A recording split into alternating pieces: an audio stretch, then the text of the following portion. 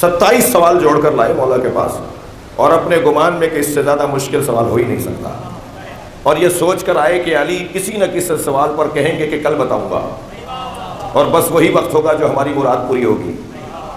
اور جب پہنچے مولا کی خدمت میں تو چھٹے سوال کے بعد 7واں بھول گئے، تو مولا نے فرمایا میں 7واں سوال بتاؤں، 8واں سوال بتاؤں؟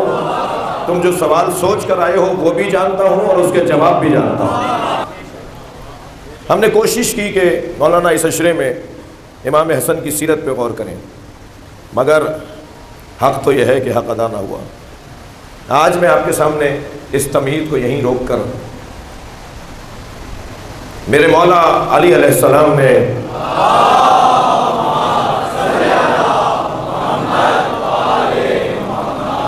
امام حسن سے 10 سوال کیے کہ بیٹا اس کے جواب کیا ہیں۔ اب وہ 10 سوال یقین جانیے کہ ہر سوال کا جواب ایک مجلس ہے، یعنی میرا دل کر رہا ہے کہ آئندہ سال اگر زندگی رہی تو آئندہ سال بھی امام حسن کے علم پر بات ہو، امام کی دانش پر بات ہو، امام کی حکمت پر بات ہو، اور ہر سوال کا جو جواب ہے اس کی شرح کی جائے، جو مولا علی نے اپنے بیٹے سے سوال کیے ہیں اور امام نے مولا حسن نے جواب دیے ہیں۔ ایک ایک جواب کا مکمل تفصیل سے سمجھنے کی ضرورت ہے۔ توفیق ہوئی تو صلوات پڑھیں ذرا محمد۔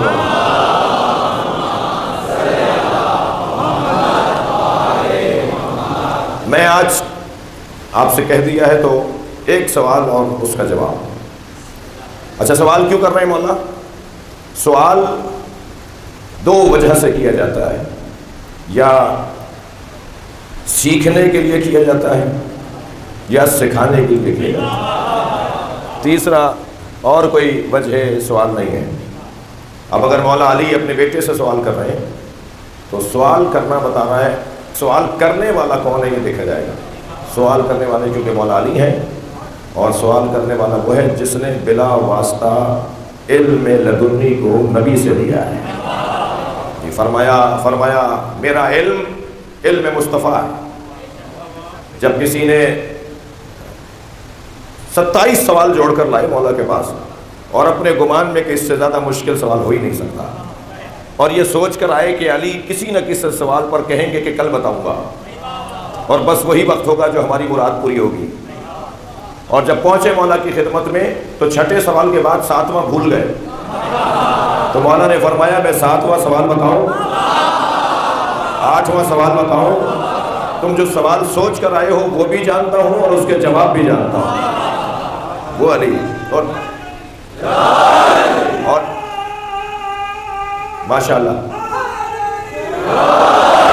اور جب کسی نے مولا کے اس انداز تخاطب پر تعجب سے کہا یا علی آپ کا علم، توجہ ہے، آپ کا علم غیب ہے، آپ عالم غیب ہیں؟ سنیں جواب۔ مولا نے فرمایا میں عالم غیب نہیں ہوں، قربان جائے ایک ایک جملے پر۔ میں تو کہتا ہوں مولا علی کی زندگی تو میری اور آپ کی زندگیاں کم ہیں جو ہم مولا کی زندگی پہ غور کریں۔ ہم تو مولا کے ایک فرمان کو اگر ساری زندگی سمجھنے کی کوشش کریں تو اس فرمان کی گہرائی زیادہ ہے اور ہماری عمریں کم ہیں۔ فرمایا، پوچھا یا علی آپ عالم غیب ہیں؟ تو میرے مولا نے فرمایا میں عالم غیب نہیں ہوں، صاحب غیب سے استفادہ کرتا ہوں۔ صلوات پڑھیں محمد و آل محمد۔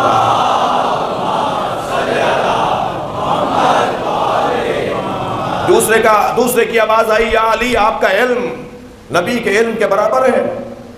اس پر میرے مولا کی پیشانی پر بل آ گیا۔ فرمایا خبردار، ھذا لعاب النبی، میرا علم لعاب مصطفیٰ ہے۔ میں نے پہلی گھٹی نبی کی زبان لی تھی، لعاب مصطفیٰ میں نے لیا تھا جس سے اللہ نے مجھے علوم کے چشمے عطا کیے۔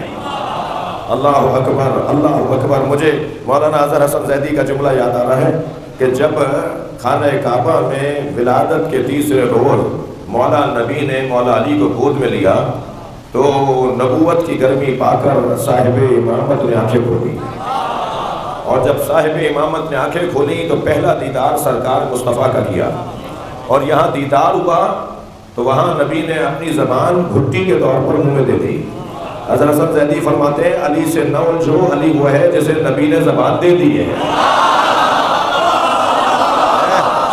صلوات پڑھیں محمد و آل محمد۔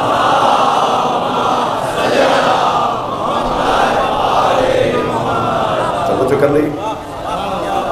اب وہ علی اگر اپنے بیٹے سے سوال کر رہا ہے، اگر مولا علی اپنے فرزند امام حسن سے سوال کر رہے ہیں، تو وہ اس لیے نہیں ہے کہ کچھ سیکھنا چاہتے ہیں، بلکہ امام کا علم عام کرنا چاہتے ہیں۔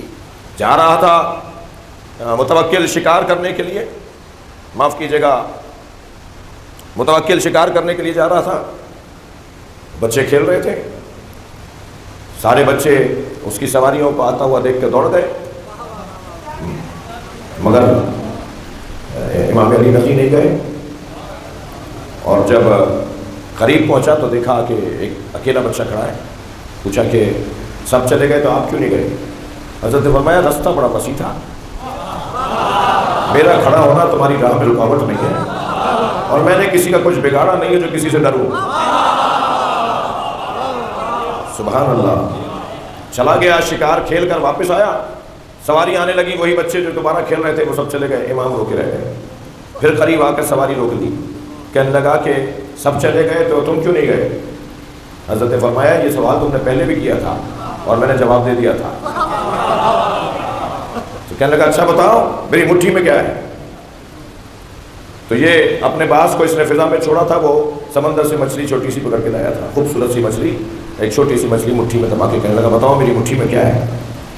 امام نے فرمایا میرے آبا و اجداد نے مجھے بتایا ہے کہ بادشاہوں کا مزاج شکار کھیلنے کا ہوتا ہے، وہ شکار پہ جاتے ہیں اور فضا میں اپنا باز چھوڑ دیتے ہیں، ان کا باز سمندر سے مچھلی پکڑ کر لاتا ہے، وہ اپنی مٹھی میں دبا کے اللہ کے ولیوں کا امتحان لیتے ہیں۔ علامہ ذیشان ادر جبادی فرماتے ہیں اگر مولا نے اتنا کہہ دیا ہوتا کہ تیری مٹھی میں مچھلی ہے تو علم امام کا پتہ تو چل جاتا، مگر وسعت علم امام کا پتہ نہ چلتا۔ تو امام سوال کر رہے ہیں اپنے فرزند سے تاکہ وسعت علم امام حسن کا اندازہ ہو۔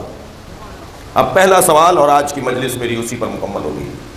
فرماتے ہیں یا بنیا مسداد، شب عاشور ہے اور آج ایک تعداد بہرحال ان کی بھی شریک ہے جو شاید پچھلے دنوں میں نہیں تھی، اور شاید ہی کوئی شیعہ ہو جو 9 محرم مجلس میں نہ جائے، شاید ہی کوئی شیعہ ہو، اور ایک بڑی تعداد ہمارے سنی بھائیوں کی بھی 9 اور 10 کی مجالس میں ان کی تعداد بھی بڑھ جاتی ہے۔ ہم سے بعض لوگ کہتے ہیں کہ جی اتنا بڑا شراب پڑھ رہے تھے، اتنے ہزاروں لوگ آ رہے تھے، جی ان کے لیے یہ کہتے، ان کے لیے وہ کہتے، ان کو ایسا کر دیتے، ان کو ایسا بنا دیتے۔ تو میں ان سے کہتا ہوں بھائی تم ہماری جگہ بیٹھو گے تو تمہیں پتہ چلے گا کہ یہاں بیٹھنے والے کی ذمہ داریاں کتنی ہیں۔ جی تو یہاں تو یہ جو 10 دن کا ذوق اور جذبہ ہے وہ تو سال بھر میں نہیں ہے نا۔ وہ والی باتیں جو ہمارے بعض دوست ہم سے توقع رکھتے ہیں وہ سال بھر آنے والوں کے لیے ہیں۔ صلوات پڑھیں ذرا محمد و آل محمد۔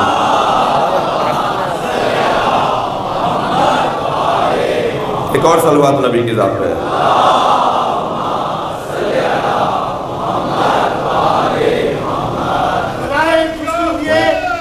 کون ہے؟ کس نے دیے؟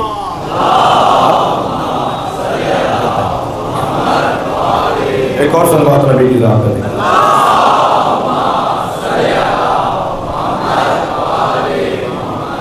کچھ دن پہلے طے ہوتی ہیں باتیں، تو تھوڑا سا پہلے آپ فرماتے تو اس پہ غور کیا جا سکتا تھا۔ اللہ آپ سب کی حفاظت فرمائے، بلندر صلوات نبی کریں۔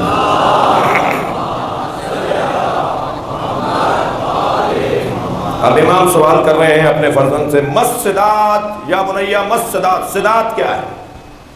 سین دال الف دال، دال پہلے کے اوپر تشدید ہے، صداد، سین دال الف دال، مسداد۔ صداد کیا ہے؟ عربی زبان میں لغت میں صداد کہتے ہیں محکم، مضبوط اور مدلل بولنے، یعنی جب بات کی جائے تو اتنی مضبوط بات کی جائے کہ اس بات کو توڑنا، اس بات کو رد کرنا مشکل کم سے کم ہو۔ اب بولنے والا جتنا مضبوط ہوگا اتنی ہی بات بھی مضبوط ہوگی. تو لغت میں تو کہتے ہیں سداد مضبوط اور محکم اور مدلل گفتگو کو. اور صحیح بولنے کو صواب کہتے ہیں، سواد سے، سین سے نہیں. صحیح بولنا صواب، مضبوط بولنا سداد. میرے ساتھ ہیں آپ؟ لہذا میں اس لیے پوچھ رہا ہوں،